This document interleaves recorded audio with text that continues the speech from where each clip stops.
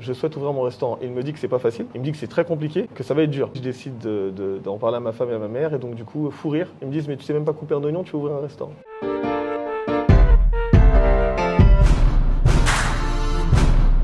Bienvenue à toutes et à tous, on se retrouve pour une nouvelle Obsession en compagnie d'un invité spécial qui n'est autre que Sergio Michel. Sergio, comment tu vas? Très bien, merci. Et toi? Ça va très bien, ça va très très bien. Ravi de t'avoir parmi nous. Tu es entrepreneur, père de famille, consultant. On va pas tout dévoiler maintenant. On sait que tu as aussi une casquette musicale, mais on va réserver ça pour la suite. Est-ce que tu peux nous dire, en commençant par le début, qu'est-ce qui t'a poussé à entreprendre et qu'est-ce qui t'a amené à être l'homme que tu es aujourd'hui, en passant par ton cursus scolaire et tes diverses expériences? Pour commencer, merci de m'inviter, Hakim. Sergio Michel, 36 ans, né à Paris 12e, titulaire d'un BTS système électronique. Mon premier rêve était de devenir footballeur. Donc je n'ai pas joué dans un très grand club et pas à un très grand niveau, mais je sais que j'avais un talent. J'étais à l'époque numéro 10, à l'époque de Zidane. Ensuite sur le flanc gauche à l'époque de Ronaldinho, avec son arrivée au PSG. Et ensuite très gros fan de Cristiano Ronaldo. Je me considérais à titre personnel comme un pur technicien. Donc pour moi, tout était dans la technique. Et avec un cardio de malade. Premier échec, donc du coup, pas de possibilité de devenir joueur professionnel, parce que je n'ai pas passé les bonnes détections, parce que pas entouré, parce que les parents n'étaient pas forcément, à cette époque, concentrés sur ça. Donc mon second rêve est de devenir ingénieur. Je poursuis mon cursus scolaire classique, je passe mon brevet, j'obtiens mon bac, je passe mon BTS, je le rate, je n'obtiens pas du premier coup. Et puis j'intègre une prépa à Saint-Denis. À l'époque, ça s'appelait l'ATS, Adaptation Technicien Supérieur. C'était une section qui était réservée au BTS DUT pour pouvoir intégrer des bonnes écoles d'ingénieurs. Je fais l'année, je n'ai pas un niveau exceptionnel, mais je me dis qu'il faut quand même y aller. Durant le cursus, j'ai ma copine à l'époque qui est devenue ma femme, qui est tombée enceinte. Donc pour des raisons financières, pour d'autres raisons, l'environnement n'était pas propice à ce que je puisse me développer et vraiment me concentrer sur ça. Donc je décide une seconde fois, encore une fois, d'abandonner. En plus de ça, ma femme fait une fausse couche. Okay. Donc là, je commence à me poser des questions existentielles qui me bouleversent un peu. Est-ce qu'elle ne le voulait pas? Est-ce que j'ai fait quelque chose de mal? Je regarde le ciel. Est-ce que c'est le bon Dieu qui me punit? En fait, plein de questions existentielles. Je me pose des questions sur ma spiritualité, sur ma religion, sur mon existence, sur mon rôle et ce que je veux devenir. Donc il y a un petit passage à vide d'1 à 2 semaines où je suis carrément en autarcie. Et c'est, en vrai de vrai, je fais une mini-dépression. Donc j'allais te poser la question, mais tu y réponds avant moi, tu me devances. Est-ce que ça a été ce moment-là, le déclic, en gros, qui a fait que tu t'es dit, il faut que tu fasses quelque chose, quoi. Il faut que tu fasses quelque chose, il faut que tu te lances, ou ça est arrivé plus tard? À vrai dire, de par les valeurs que ma mère m'a enseignées, je me considère à titre personnel, après c'est mon entourage qui pourra le dire, je me considère comme une personne bienveillante et qui est ultra positive. Donc je ne fais pas de mal aux gens, j'essaye d'avancer et j'ai vu que malgré toutes les actions, tout ce que j'ai essayé de mettre en place, qu'il y avait quand même des échecs et des difficultés. Donc la question que je me suis posée, c'est est-ce qu'il ne va pas falloir que je change quelque chose? Donc mes habitudes, mes fréquentations ou mon mode de fonctionnement. Donc à partir de là, le déclic, en vrai de vrai, ça a été la lecture. En lisant Père riche, Père pauvre de Robert Kiyosaki, par exemple, Père riche, Père pauvre, la suite, et les 5 autres volets, Guide pour investir, et les autres ouvrages qu'il a sortis, ça a été une révolution psychologique pour moi, mentale. Et à partir de là, un autre champ des possibles est arrivé. Donc je me suis dit, footballeur, c'est bien, ingénieur, c'est mieux. Et là, je me suis dit, entrepreneur ou investisseur, c'est encore mieux. Là, c'est le Saint Graal. Il faut foncer. Et en parlant de cette casquette d'entrepreneur, tu es le premier afro que je connaisse qui ait ouvert une enseigne de spécialité asiatique. Est-ce que tu peux nous expliquer comment t'es venu l'idée et surtout comment ça s'est fait? Alors l'idée du sushi, il faut savoir que ça a mis 2 ans, voire 2 ans et demi à sortir de terre. J'ai ouvert ma société de nettoyage du coup en 2017. Ok, donc avant ça, tu as ouvert une société de nettoyage. Exactement, j'ai ouvert une société de nettoyage. Ma mère a élevé 3 garçons, elle était plutôt maniaque. Donc j'arrête mes études. La première chose que je fais bien et avec plaisir, c'est le ménage. Donc j'ouvre ma société de nettoyage et du coup je décroche un premier contrat d'entretien de bureau. Ça se passe relativement bien d'ailleurs. Ce sont mes comptables. Ensuite, je décroche un très bon contrat avec un nouveau client pour des appartements Airbnb. Tout se passe relativement bien et entre-temps, j'ai un client qui arrive qui est dans la restauration. Donc effectivement, ce client en question est afro et il a un restaurant sushi. Ah, donc t'es pas le premier? Totalement. Donc agréablement surpris lors de la première rencontre et tout de suite inspiré. Donc à partir de là, c'est moi qui fais du coup l'entretien et le nettoyage de son restaurant. Et à force, jour après jour, lorsque je termine de nettoyer son restaurant, j'observe comment il manage ses équipes. J'observe ses cuisiniers travailler et je m'imagine du coup à sa place, mais de façon relativement positive. Et donc du coup, je dis à mon client, et puis de temps en temps on discute, je lui pose de plus en plus de questions. Je lui dis clairement, je souhaite ouvrir mon restaurant. Il me dit que c'est pas facile, il me dit que c'est très compliqué, que ça va être dur. J'en parle à ma femme et à ma mère. Donc je leur dis, je pense que je vais ouvrir un restaurant. À ce moment-là, tu avais déjà des enfants? Oui, totalement. J'en avais à l'époque 2,5. Ok. Et donc du coup, oui, je décide d'en parler à ma femme et à ma mère. Et donc du coup, fou rire. Ils me disent, mais tu sais même pas couper un oignon, tu veux ouvrir un restaurant. Je le prends pas mal du tout parce qu'encore une fois, j'avais la vision. Il y a un livre qui m'a profondément marqué, c'est le livre de Steve Jobs, où j'ai compris que les meilleurs souhaitaient travailler avec les meilleurs. Je me suis dit qu'il fallait que j'identifie dans mon environnement, ou dans mon entourage, ou dans mon réseau, qui étaient les meilleures personnes pour pouvoir mener à bien ce projet. J'avais un associé à l'époque et j'ai demandé à cet associé qui était déjà sur le secteur de la restauration, est-ce qu'il avait un sushi-man. On s'est mis à chercher un sushi-man. Donc on hésitait entre 2, 3, finalement on en a trouvé un. L'idée principale était que je conserve ma première entreprise. Donc le sushi-man trouvé, l'associé trouvé, ce qui me manquait c'était le local. Parcours du combattant. Et là, c'est le premier plafond de verre. Pendant 6 mois, je cherche des locaux commerciaux et on me demande des montants qui ne sont pas en ma possession. Des 200 000 € de pas de porte, des 300 000 € de droit d'entrée. Et là, très compliqué. Très compliqué. Très compliqué. La traversée du désert, quoi. Totalement. Donc pendant même plus d'1 an et demi, je cherche, j'appelle. On m'envoie balader. Mes interlocuteurs ne me prennent pas au sérieux. Je n'emploie pas les bons mots, les bons termes. Et petite anecdote, une fois je vais sur les Champs-Élysées, je suis avec un groupe d'amis et puis il y a une pancarte à louer et puis je leur dis que je vais appeler. Et ils me disent mais t'es complètement paumé, t'as pas l'argent pour pouvoir louer le local. Et je leur dis en fait c'est pas ce que je recherchais à cette époque-là, ce n'était pas forcément d'avoir l'argent, mais c'était d'acquérir la connaissance. Donc j'appelle.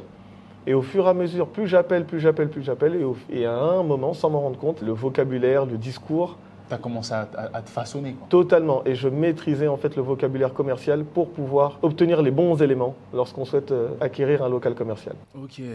Ok, parce que j'allais y venir. Moi, quand je pense à toi, je pense à locaux commerciaux, automatiquement. Totalement. Et j'allais te demander en fait comment... D'ailleurs, la première fois que je t'ai rencontré, c'était ici même, dans cet établissement. D'ailleurs, shout out à Monsieur Lucas qui m'a emmené ici, à France, gros big up à toi. Et ben en fait, quand on a abordé l'importance d'avoir un tiers-lieu pour entreprendre, c'est là où tu as commencé à faire ta tirade sur les locaux commerciaux et tout ce qui s'en est suivi. Et moi, ça m'a vraiment heurté parce que tout était fluide et très clair. Comme si c'était facile aujourd'hui pour toi de trouver des locaux commerciaux. La première question que j'ai à te poser, c'est en quoi c'est important quand on entreprend d'avoir son propre lieu? Et est-ce que c'est une nécessité selon toi? Aujourd'hui, tout est proportionnel. C'est-à-dire que pour moi, aujourd'hui, avoir un local commercial, c'est une position claire dans le retail. C'est une façon de s'identifier clairement. Ensuite, je vais un peu me disperser dans la réponse. Je pense que tu vas me suivre. Aujourd'hui, par exemple, la communauté afro, elle n'est pas sur le retail et sur les locaux commerciaux, on n'existe pas, on est insignifiant. Moi, en fait, de façon indirecte, lorsque j'ai essayé d'entreprendre et d'ouvrir mon propre restaurant, je n'avais pas forcément de référence à l'époque. Je n'avais pas de confrères, je n'avais pas de personnes qui pouvaient me dire va voir tel interlocuteur, telle interlocutrice. Relativement difficile. Et en vrai de vrai, je savais que le fait d'ouvrir ce restaurant, ça allait me permettre de gagner des clients, aussi pour ma société nettoyage, de pouvoir faire des événements, de pouvoir montrer que ce que je dis est vrai. C'est-à-dire que j'avais quand même mon entourage proche qui doutait par moments des propos que je pouvais tenir. Et donc du coup, pour moi, c'était une concrétisation de pouvoir dire que j'avais une idée. C'est ce que j'ai lu dans le livre de Steve Jobs. Beaucoup de gens ont des bonnes idées, mais très peu arrivent à les réaliser. Et donc du coup, c'était ce challenge. Ce challenge, c'était est-ce qu'il est possible pour moi d'avoir une idée d'ouvrir mon propre restaurant et d'y arriver? Chose faite. Et derrière ça, je n'ai pas juste appris à ouvrir un restaurant. Toutes ces connaissances que j'ai acquises me permettent aujourd'hui, dans le retail, que ce soit dans les centres commerciaux, dans des gares, en centre-ville, tiers-lieux, dans des futurs écoquartiers, de pouvoir m'implanter n'importe où. Donc c'est vraiment une connaissance que je garderai à vie et qu'aujourd'hui que je peux mettre à disposition de tous. Donc c'est pour cette raison que derrière j'ai ouvert une autre société. Je viens d'ouvrir une autre société. Une société de consulting, c'est ça? Totalement. Parce que je me suis mis à la place de pas mal de personnes. Moi qui ne suis pas restaurateur, j'arrive à ouvrir un restaurant. Donc je me dis, lorsque je regarde Top Chef, Master Chef, je me dis qu'en fait je suis en train de trouver une niche, une sorte de niche. Et donc il y a des gens qui sont bourrés de talent, qui sont beaucoup plus compétents que moi et qui rêveraient d'avoir leur propre restaurant, salon de coiffure, boucherie, auto-école, épicerie fine. Et donc du coup je me suis dit, pourquoi pas me lancer et accompagner tout simplement des porteurs de projets ou des personnes qui cherchent des locaux commerciaux. Excellent. Sergio, être banlieusard aujourd'hui, est-ce que selon toi c'est une force ou une faiblesse quand on veut entreprendre? Clairement, pour moi, c'est une force. Quand tu es issu de banlieue, quand tu as connu des difficultés financières, quand par moments c'est la loi du plus fort qui règne, quand on arrive dans des environnements hostiles et qu'on arrive à survivre et qu'on est encore là, clairement, c'est formateur. Clairement. En sachant qu'il faut savoir que lorsqu'on parle d'entrepreneuriat, j'ai tendance à en parler de façon hollywoodienne. C'est tout beau, c'est tout rose et tout se passe bien, mais en vrai de vrai, on met les pieds dans un monde de requins. Donc c'est pas un environnement hostile, c'est un environnement qui est totalement différent, avec de nouvelles règles, des repères différents, mais qui, quand tu es issu de banlieue, on arrive à se caler et comprendre les mécanismes. Ce qui fait la différence, c'est le côté un peu plus dur et strict. C'est pas parce qu'on est en costard-cravate que ça veut dire qu'on n'est pas dur ou qu'on n'est pas strict, mais on a en fait une palette, pour moi, qui est beaucoup plus complète lorsqu'on est issu de banlieue. Ok, donc c'est clairement un avantage. Totalement. Avec cette émission-là aujourd'hui, il y a vraiment une chose que j'ai pas envie de faire, c'est de vendre du rêve concernant l'entrepreneuriat. Donc ce qu'on va faire, c'est que, est-ce que tu peux nous dire quelle est une journée type quand on est Sergio Michel? En gros, en semaine, une journée type classique, qu'est-ce que tu fais dans ta journée? Alors, excellente question, sachant que je suis marié et que j'ai 4 enfants, magnifiques enfants et une magnifique femme. C'est moi j'ai le luxe aujourd'hui de pouvoir emmener mes enfants à l'école. Je dis bien un luxe, donc du coup j'emmène mes enfants à l'école, je les prépare. Je monte dans mon véhicule, je repars à mon domicile. Donc du coup pareil, j'ouvre mes ordinateurs, je consulte mes mails. Comme je t'ai dit, j'ai plusieurs sociétés et j'ai pas mal de collaborateurs. Donc généralement, je contacte mon associé que j'ai actuellement sur ce restaurant et qui me suit un peu partout. Et puis on se rejoint à son siège, au siège de sa société. Et je bosse. Et j'ai pas vraiment, actuellement, même s'il faudrait, j'ai pas d'organisation précise, mais c'est mes mails et ensuite c'est du démarchage client. En vrai de vrai, c'est du démarchage client. Le client. Aujourd'hui, j'ai identifié client. Même si tu as le premier, tu as le second, les prochains mois arrivent, recherche de potentiels clients, opportunités. Et je me vends toute la journée en fait. Ok, il y a un mot qui ressort, c'est la vente. Est-ce que du coup c'est quelque chose qui, quand on voit par exemple avec cette hype de la routine matinale, s'organiser, toi, je ne vais pas te dire si tu y crois, mais qu'est-ce que tu penses de toute cette hype? Il faut faire ci, il faut faire ça pour être opérationnel dans son business, pour être opérationnel dans sa journée, pour avoir un gros chiffre d'affaires. Il faut que tu aies cette routine-là, etc. Qu'est-ce que tu en penses, toi, quand tu es confronté à ce genre de contenu? Je suis entièrement d'accord. On avait déjà discuté des 30 000 jours. Des 30 000 jours, est-ce que tu peux nous rappeler? Bien sûr. J'ai participé à un séminaire immobilier où l'intervenant nous demandait, lorsque je vous dis 30 000, vous pensez à quoi? Certains ont dit 30 000 euros, certains ont dit 30 000 choses. Et il disait que non, l'espérance de vie d'un homme en France, c'est de 84 ans. Donc lorsqu'on fait 84 fois 365 jours, toi et moi, on va vivre en moyenne 30 000 jours. Donc dans ces 30 000 jours, quand tu passes la moitié à dormir, il te reste 15 000 jours. La moitié à travailler, il te reste 7 500 jours. La moitié à faire du Netflix, sortir, traîner entre potes, il te reste en vrai 3 500 jours purs pour profiter de tes parents, de tes proches, de ta femme et de tes enfants. Que tu sois Karim Benzema, que tu sois Kylian Mbappé, que tu sois Macron, que tu sois Barack Obama, qui que tu sois sur cette planète, quels que soient tes revenus, tu as environ 3 500 jours purs à profiter de tes proches.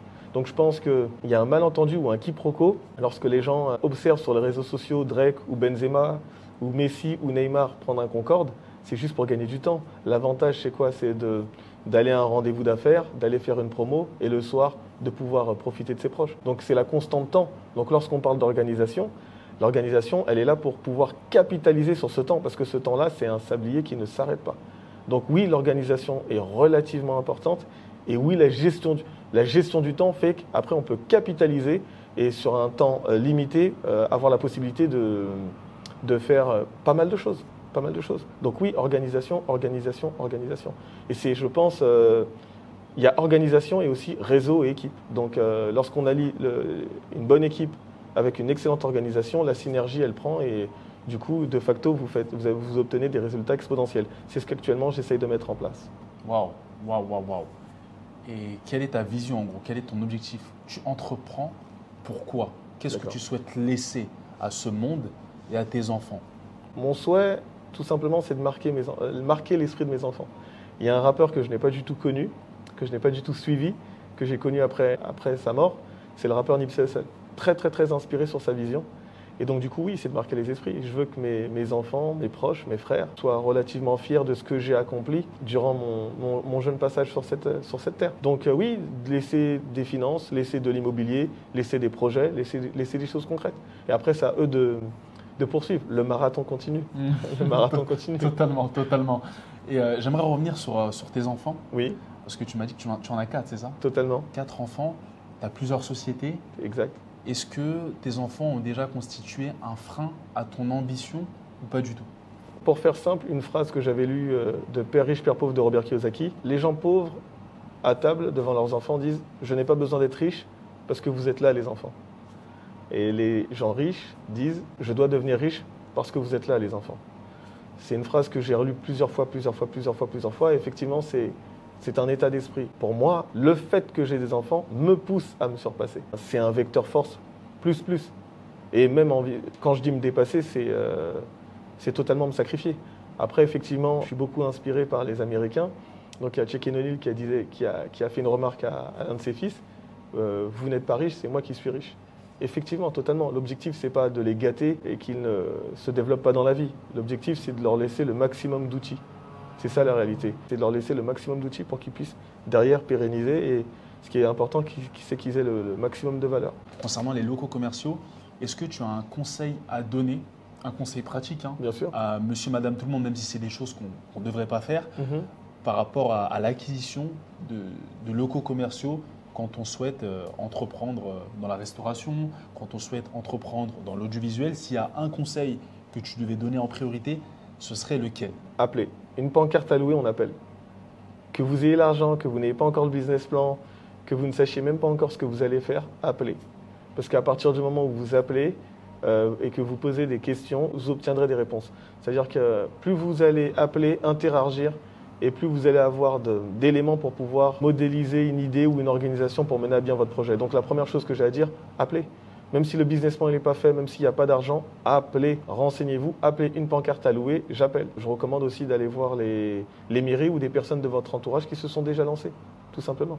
Mais appelez, action, j'appelle. Quel que soit le local commercial, je vais avoir un bureau, même si je n'ai pas les fonds, même si je n'ai pas encore un client, juste à titre d'information, le premier pas, c'est d'appeler. Quand tu échanges avec moi, quand on échange même en off, il y a quelque chose qui revient, c'est justement le champ des possibles. Il est vraiment très très large. Totalement.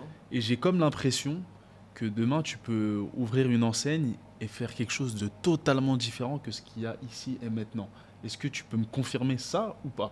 Et comment ça se fait? J'ai acquis tellement de connaissances et de savoir qu'aujourd'hui, effectivement, dans ma tête, j'ai fait un modèle qui me permet aujourd'hui de pouvoir ouvrir un salon de coiffure, une boucherie, une auto-école. Parce qu'en fait, j'ai un regard qui est tout autre. Moi, je ne me dis pas c'est un local. Je me dis, je trouve un local commercial, qu'est-ce que je peux faire dedans? L'autre constat que j'ai fait, c'est, vu que je suis arrivé sur le secteur de la restauration, lorsque j'appelais pour des locaux commerciaux, la restauration, tout le monde souhaite se lancer dans la restauration. Donc du coup, j'ai identifié qu'il y avait une grosse concurrence. Et je me suis dit, mais attends, si j'ai pu faire un restaurant sushi, avec des sushi-man, pour moi, faire un salon de coiffure, c'est pas plus difficile. Avoir une épicerie n'est pas plus difficile. Demain, à obtenir un tiers-lieu et faire un espace de coworking n'est pas plus difficile. C'est que de la gestion humaine, en fait. C'est que de la gestion humaine. J'ai le local, je fais les travaux, Et ensuite, si j'ai un porteur de projet ou si je trouve un associé ou quelqu'un d'intéressant, on y va. Lorsque j'ai lu le livre de Steve Jobs, j'ai compris qu'en fait, il s'entourait des meilleurs. Donc, combien de personnes dans mon réseau qui sont ultra compétents sur le secteur de la restauration, de la coiffure, de la musique, et qui n'osent pas passer le pas d'obtenir, de se lancer, d'avoir leur propre studio, leur propre restaurant. Moi, aujourd'hui, ces personnes-là, je leur dis que c'est possible. Je leur fais des propositions, je leur propose des locaux bien placés sur les communes qu'ils souhaitent, et je leur dis que c'est possible. Donc aujourd'hui, lorsque ces personnes-là ont des freins, moi, je viens en l'homme, entre guillemets, plus, pour pouvoir les accompagner à mener à bien leur projet. Sur cette idée de mindset, on avait encore une fois échangé en off, il y avait quelque chose qui m'avait marqué. C'est déjà très clairement comment tu te comportais avec moi et tous les tips que tu me donnais, alors que j'étais pas ton client en fait. J'étais pas ton client et moi j'étais vraiment, très clairement, je te le dis aujourd'hui, j'étais gêné. Je me dis mais attends, là la valeur que tu m'apportes, c'est juste incroyable. Totalement. Et je t'ai posé la question et tu m'as informé justement que en fait dans ta manière de voir les choses, t'es pas dans un esprit de concurrence, mais que tu te dis que il faut que tout le monde réussisse autour de soi. Est-ce que tu peux développer par rapport à cette idée-là et cette idée de réseau vertueux? J'ai eu la chance de pouvoir être présent à la dernière conférence de Kémy Séba. Donc ta question, elle est d'une importance capitale. De base, de la personne que je suis, j'aime partager et échanger. Effectivement, quand c'est pas à trop grosse dose, des fois ça peut effrayer. J'estime que j'ai le rôle pour moi d'impacter les personnes que je rencontre. Donc encore une fois, pareil, je vais reprendre ça d'Idriss Aberkan. Lorsqu'on échange, il y a de la création de valeur. Tu ne paies rien, je ne paie rien. Mais on crée de la valeur. Et donc du coup, oui, lorsque je rencontre quelqu'un, je ne sais pas si je vais la rencontrer une autre fois. Et lorsque j'estime qu'elle a un potentiel, mon souhait, c'est de capitaliser au maximum et de transmettre le maximum d'informations, de réellement impacter. Si demain, la phrase que j'ai dit ou l'exemple que je t'ai donné t'a permis de te lancer, pour moi, c'est bingo. Ta question, elle est très pertinente parce qu'aujourd'hui, les gens, ils sont inquiets, surtout en France, c'est typiquement français. Les gens sont dans une concurrence souvent malsaine. Et lorsque tu es trop gentil, les gens se méfient. Ils se disent mais s'il est trop gentil, c'est qu'il a un intérêt. Forcément, il y a toujours un intérêt. Moi, aujourd'hui, je pense que j'ai développé une certaine vision des choses. On peut ne pas être d'accord avec moi, la question n'est pas là. Lorsque vous avez un ami, un proche, un frère, quelqu'un que vous connaissez qui réussit, s'il réussit, vous avez beaucoup plus de chances de réussir. De près ou de loin, vous serez impacté. C'est compliqué pour les gens, et surtout pour les afros, pas tous les afros, parce que j'entends toujours tout de suite des détracteurs dire non. Mais dans notre communauté afro, c'est compliqué d'identifier ça. Donc oui, des fois, il y a des opérations win-win. Et il y a quelque chose qui revient constamment sur la table. Je vais essayer d'imager ça. On s'assoit à une table, on a une opportunité, on est à une table. On change de table. Tu as ton assiette, j'ai mon assiette. Et puis moi, je vais regarder ce qu'il y a dans ton assiette et toi, tu vas regarder ce qu'il y a dans mon assiette. Tandis qu'en fait, on a une table et il y a un buffet. Donc tu n'as même pas besoin de regarder ce que je vais prendre ou j'ai même pas besoin de regarder ce que tu vas manger. Parce qu'en fait, les opportunités, elles sont à notre table. Et c'est là où c'est compliqué de tomber sur des interlocuteurs ou des interlocutrices qui n'ont pas forcément la même vision. Il faut trouver le maximum de personnes qui ont la même vision, même si on ne se connaît pas forcément, mais au moins qu'on a une vision commune. Et dans les faits, dans le business, est-ce qu'il y en a beaucoup des personnes comme ça? Personnes bienveillantes qui vont justement avoir cet esprit win-win ou c'est une utopie, très clairement? Non, il y en a, mais après, j'ai eu pas mal d'opportunités à une époque, lorsque j'ai commencé à me lancer, et j'ai même pas identifié que c'était des opportunités. Donc, des fois, il y a un manque de maturité, des fois, c'est pas qu'on veut pas, des fois, c'est qu'on ne comprend pas. Donc, il y a un travail de remise en question. Il y en a constamment des opportunités, il y a toujours des gens bienveillants, il y a toujours des personnes qui souhaitent que vous avanciez, mais vous aussi, vous devez être capable d'identifier le besoin de votre interlocuteur ou de votre interlocutrice et de saisir l'opportunité indirecte ou directe qu'elle vous fait pour mener à bien un projet. Aujourd'hui, clairement, un entrepreneur, un leader, c'est votre force à capitaliser sur les meilleurs éléments et les meilleures opportunités et de mener à bien votre projet. C'est clairement ça. Et c'est pas évident du tout. Est-ce que tu conseillerais l'entrepreneuriat à un proche? Pourquoi je te dis ça? Parce que généralement, c'est un peu comme un boxeur. Généralement, les boxeurs, eux, voilà, la boxe, c'est un sport très difficile. Totalement. Et ils ne souhaitent pas que leurs enfants... Enfin, je généralise, mais généralement, tu entends des boxeurs, par exemple, prenons le cas, je sais pas moi, de Mike Tyson ou peu importe. Tu sais, ils ne souhaitent pas forcément que leur descendance aille vers ce chemin-là parce que c'est dur. Totalement. C'est dur. Totalement. Mais d'un autre côté, il y a aussi des avantages. Est-ce que toi, demain, tu souhaiterais à tes enfants ou à des proches à toi d'être entrepreneur? À titre personnel, oui, je les encouragerais. Je les ai même déjà encouragés à entreprendre parce que j'estime pour moi qu'on est dans un conditionnement. Et même, à vrai dire, ta question elle est tellement intéressante que peut-être qu'on est aussi conditionné à entreprendre. Mais si j'avais un choix à faire entre les deux, oui, je pense que l'entrepreneuriat, c'est la meilleure solution. Après, effectivement, oui, ce n'est pas fait pour tout le monde, même s'il y a de plus en plus de personnes qui souhaitent entreprendre aujourd'hui. Il faut trouver sa voie et puis ça peut venir à n'importe quel moment. L'entrepreneuriat, tu conseilles. Oui. Maintenant, on était dans tout ce qui était un peu glamour, enfin, quoique pas forcément. Cela dit, j'ai envie qu'on rentre dans le dur. Oui. C'est quoi, selon toi, la chose la plus dure dans le business ou dans l'entrepreneuriat, que ce soit sur ton mode de vie à toi ou ce que tu as pu déceler en général, si tu devais citer une chose? Prendre des décisions qui vont à l'encontre des conseils que nos proches, que des membres de notre famille nous ont donnés. Parce que souvent, quand on est entrepreneur, on a une stratégie, on a une vision que tout le monde ne comprend pas forcément. Des fois, on fait des choix qui risqués, choquants, surprenants, parfois pour certains qui vont à l'encontre de nos valeurs. On n'est tout simplement pas compris parce qu'ils ne voient pas tout simplement ce qu'on voit. Ça me fait penser à 50. Oui. 50 dans son audiobook que je lisais récemment, Hustle Smarter, Hustle Harder. Oui. Il nous dit que la chose qui l'effraie le plus Oui. et qui l'a effrayé le plus, c'est sa famille. C'est sa famille. Est-ce que ça te parle, ça?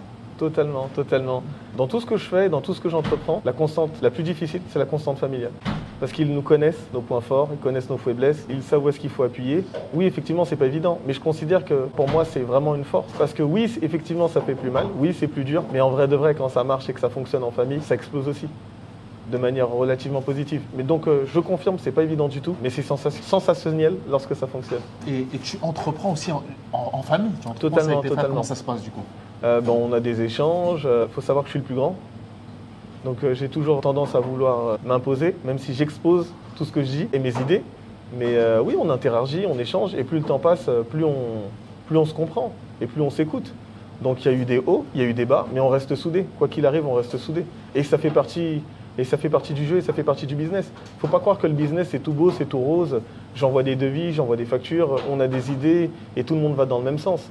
Dans tous les pays, même aux États-Unis, même les Américains, qui que tu sois dans le monde, à partir du moment où c'est business familial, il y a des débats, il y a des échanges.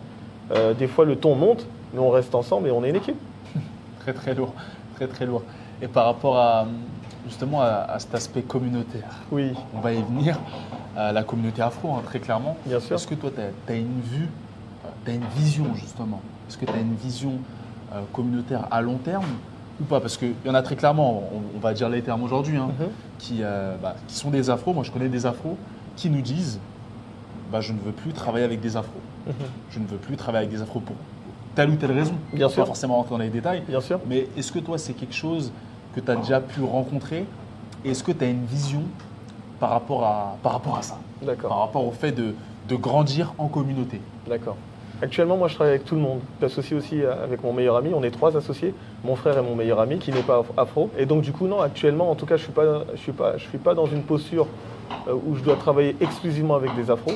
Par contre, je suis dans une posture où je mettrai tout en œuvre pour aider la communauté afro à entreprendre. J'entreprends aujourd'hui avec tout le monde. Je mets une touche particulière à mettre en avant les gens de la communauté, tout simplement. Parce qu'on n'est pas assez exposé, parce qu'on n'est pas assez implanté.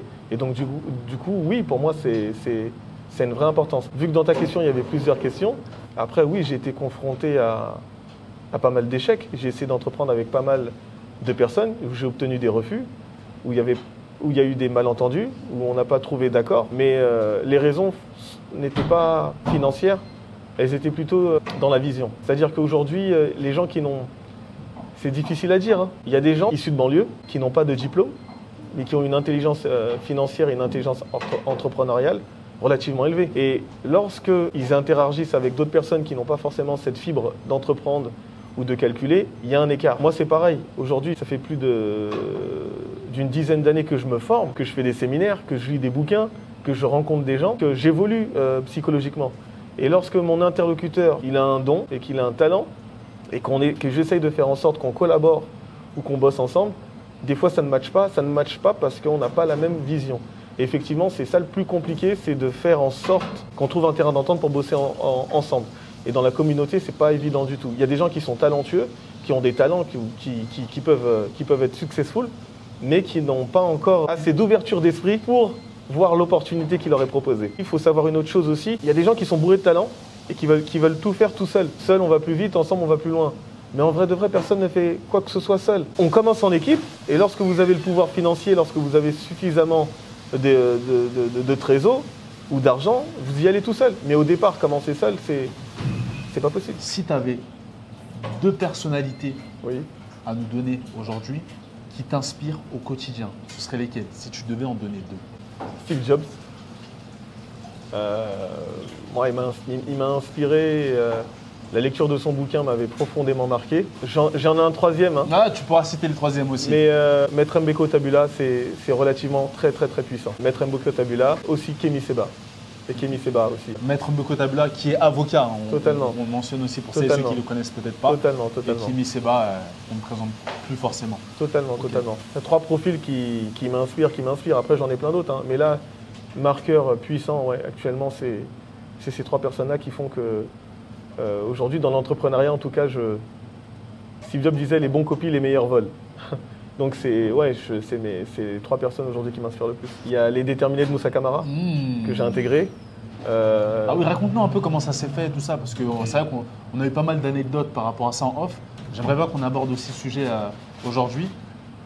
C'est qui pour toi Moussa Camara et qu'est-ce que représentent les déterminés pour toi? D'ailleurs, qu'est-ce que c'est que les déterminés pour celles et ceux qui ne savent pas? Les Déterminés, c'est une association à but non lucratif qui aide les jeunes issus de banlieue, qui les accompagne pour entreprendre. On ne vous prend pas par la main, vous êtes libre. Ils mettent à disposition un cadre et des intervenants de qualité pour qu'on puisse mener à bien nos projets.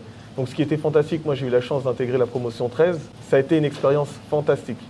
Et je recommande aux gens porteurs de projets d'essayer d'intégrer les déterminés, tout simplement. Et après, en tant que personne, Moussa, tout ce qu'il fait, c'est exceptionnel. C'est juste à dire que tout ce qu'il fait, c'est exceptionnel. C'est fantastique, exceptionnel. Et j'ai eu la chance, d'ailleurs, à travers les déterminés de Moussa Camara, de rencontrer Chun Yang. Donc du coup, pareil, j'ai pu échanger avec lui. Et encore une fois, une vision exceptionnelle. C'est vraiment tout ce qu'il incarne, quoi, c'est réel. Quoi, totalement. Ça a éveillé chez moi un regard concernant l'Afrique. Je me posais déjà des questions, vu que je suis d'origine haïtienne, mais de par l'histoire d'Haïti et ses relations avec l'Afrique, parce que nous venons tous d'Afrique, aujourd'hui j'ai un regard assez pointilleux sur l'Afrique. Et j'essaie de me projeter aussi là-bas, du coup. Waouh! Et là-bas, à Haïti ou sur le continent plus généralement? C'est-à-dire au niveau de l'entrepreneuriat, parce qu'on a vu que tu avais évoqué le Sénégal aussi. Totalement. Quels sont tes projets à l'avenir? Bien évidemment, projets que tu peux dévoiler. Oui. Est-ce que tu en as ou tu te vois pas forcément t'exporter?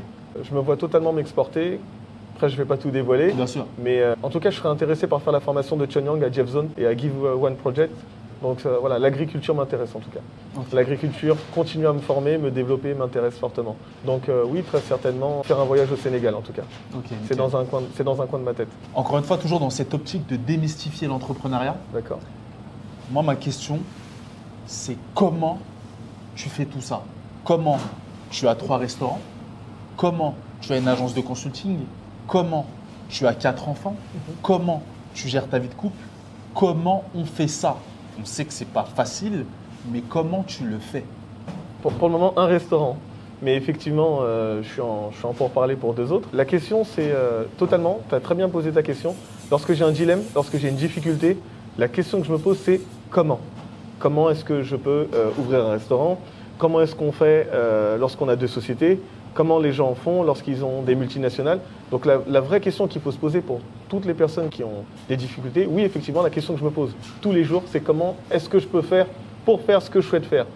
Et la seconde question qui me vient à l'esprit, c'est les gens qui l'ont déjà fait, comment ils ont fait? Donc je m'inspire, il y a Wikipédia, il y a des livres, il y a des bouquins.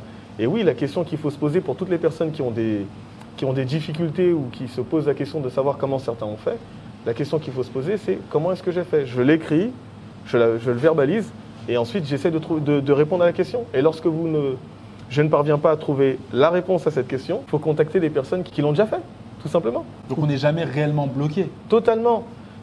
Encore une fois, c'est un raisonnement. Et pour tout, c'est une formule qui marche pour tout. Comment est-ce que je fais pour obtenir 10 restaurants? Comment est-ce que je fais pour ouvrir une société de consulting? Comment je fais pour tout? C'est la vraie question, c'est comment? Et c'est vrai que quand on n'a pas l'occasion justement d'ouvrir les champs des possibles en se posant cette question-là, on est un peu emprisonné. En fait. Totalement. Et puis il y a une chose qu'il faut savoir. Lorsque vous avez un interlocuteur, une interlocutrice, si les 3 premières phrases elles sont négatives, vous identifiez directement l'état d'esprit de votre interlocuteur. Lorsque les 3 premières phrases, elles sont positives, Red flag. totalement, vous avez tout de suite vous identifier. Donc, moi, lorsque j'échange avec des porteurs de projets, des gens qui me disent qu'ils ont envie de faire plein de choses, encore une fois, on n'obtient jamais de bons résultats avec des idées négatives. Je ne veux pas être rêveur, mais pensée positive, résultat positif. Et c'est réel. Vous abordez quelqu'un de façon bienveillante, il n'y a pas de raison que vous soyez mal reçu. Et même si vous êtes mal reçu, vous avez fait une bonne action. Donc pour vous, c'est bingo et vous avez tout de suite identifié si vous pouvez du coup interagir ou échanger avec cette personne. Il ne faut pas hésiter, il faut se préparer. Mais on se pose la bonne question et on pose les bonnes questions pour obtenir les bonnes réponses. Parfois aussi, souvent, on m'interpelle et on me pose les mauvaises questions. Mais lorsque vous posez les mauvaises questions, vous n'avez pas de chance d'obtenir les bonnes réponses. Donc en gros, c'est avoir les réponses adaptées à son contexte. Parce que ça aussi, c'est quelque chose qui revient souvent. Quand on regarde les réels, les posts, on est inondé d'informations sur les réseaux sociaux. Totalement. Et quand on souhaite entreprendre, parfois on va se fier à certains entrepreneurs à succès. Totalement. Mais je pense, moi, à mon humble expérience, que parfois les conseils qu'on reçoit ne sont pas ceux que l'on doit recevoir, enfin que l'on doit appliquer à ce moment-là. Totalement. Est-ce que ça te parle, ça? Totalement. C'est effectivement aujourd'hui on surfe sur des tendances, sur effectivement positif. Non, la réalité, l'entrepreneuriat, c'est très très difficile. Il y a une vidéo que j'avais regardée effectivement où Oussama Ammar totalement disait. Notre bon vieux Oussama. Totalement.